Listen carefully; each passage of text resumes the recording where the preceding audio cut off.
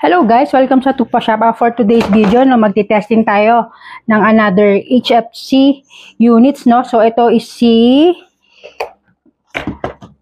202. Si 202, meron tayong two colors po na available, no? Meron tayong black and itong hawak ko na DE color, no? So check natin out of the box kung anong FPS niya, no? So saka kung ano yung kasama sa box. So, yun. Ang kasama sa box niya, syempre, hindi mawawala ang user manual po, no? So, sa black na unit, dalawa po yung kasama niya. Merong 300 rounds, meron yung manual siya, no? Pero sa tan, ang kasama niya lang is 1 mag. So, magkaiba sila, ha? Baka may magtaka, bakit yung isa walang extra mag na manual. So, yun talaga. Kasi yung isa, wala pong speed loader. Isang magazine lang po ang kasama niya, no?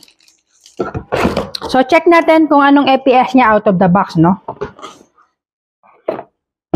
So, yung tan color na lang ang check po natin kung anong FPS niya.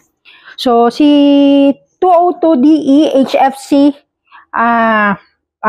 brand niya, Taiwan made po ito, is yung kanyang receiver is polymer. Receiver niya is polymer. Ang kanyang front assembly is polymer din po, no? So napansin niyo yung isang nilabas ko na HFC na model is medyo mas malaki yung bunganga niya. Ito medyo slim type siya, no? Medyo slim yung kanyang ano. So ganun din, meron din siyang rail system dito. Pero ang pinagkaiba nila, walang both side na rail dito sa gilid. So, yun ang pinagkaiba nila. Pero sa receiver, ang tingin ko, pareho lang. So, sa receiver, meron din po siyang markings na HFC AEG tactical, no? So, sa grip din, ganun din. May pagka-slim type yung kanyang grip. Pati yung selector switch niya, ganun din yung design. Saka sa bat, ganun din. Ganun din yung bat niya. So, ito rin is nare-retract. Dito rin po yung tanggalan ng battery para ma-access nyo yung lagayan ng, yung chiclet type na ang kasya sa kanya. So sa front, sa side naman po, yung front and rear flip din po siya. Yan. Yan, flip side din siya, no? So, si charging handle niya, ganun yung design. Yan. Ganyan yung design niya. Pero ito, yung bolt nito, wala pong gamit to, ha? Saan ba yung bolt niyan? Ito, di ba yung iba kasi may gamit yan? Ito, wala po. So, kung mag-open po kayo ng gas, hahawakan nyo yan. Iba kasi naglalak eh. Once na ginalaw, naglalak. So, ito hindi ho. Tapos, yung chamber din po niya is dial type na po. Yan. Hawakan ko lang. Yan, kita nyo, is dial type na yung half-up chamber niya, no? So, check natin kung anong FPS niya out of the box, no? So, hindi. Pakita ko muna yung black color niya. Si black color, same ang itsura. So, yung kulay lang talaga yung pinagkaiba nila. Yan, ganyan. Yan yung black nila, no? So, ito pala, si 202 is for only 12,000 pesos, no? Without battery and charger po ito, no? Separate nyo pong bibilin sa shop yung battery charger. Yung chiclet type po namin is 1,300 milliamp is 1,100 pesos po, no? So, charger naman po is balance na. Ito is 550 po, no? So, separate nyo yung kukunin dito sa shop. So, yung bala din, yung isang bag na 4,000 rounds, meron tayong 0.2, 0.23, 0.25. So, nagre-range po yon ng 220 to 230 hanggang 0.25, no? So, kung mas mabigat, mas mahal po, no? So, karoon na natin kung anong FPS niya out of the box, no? So, yun.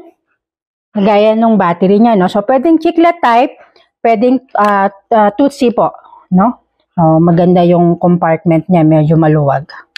So, karoon na natin kung anong FPS out of the box. So, ulitin ko, no? Yung unit is 12,000 pesos lang po, no? Without battery and charger.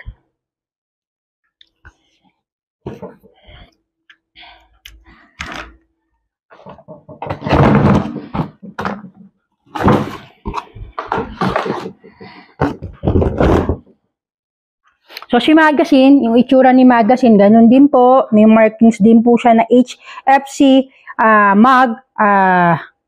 tactical, no? So, ito is mga puller po siya. Bihila.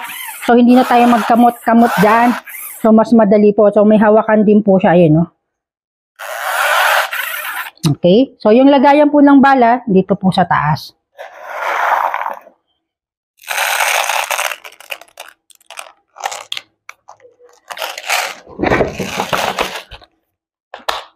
Okay. Hilain muna natin.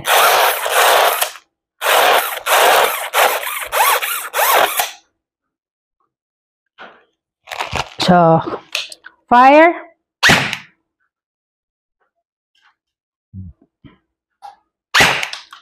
Malakas siya. Out of the box niya, nasa 432. Kita ba? Di ba? Ayan, 432 FPS niya.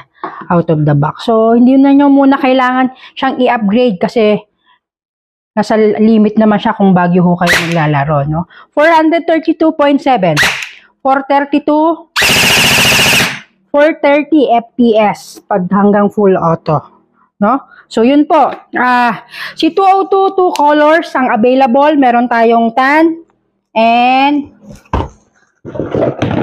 black version niya, no? So, for only 12,000 pesos, no? Without battery and charger. So, ulitin ko, yung battery natin is 1,100, 1,300 milliamps. Si balance po is 550 po. So, yun lang po. Maraming salamat.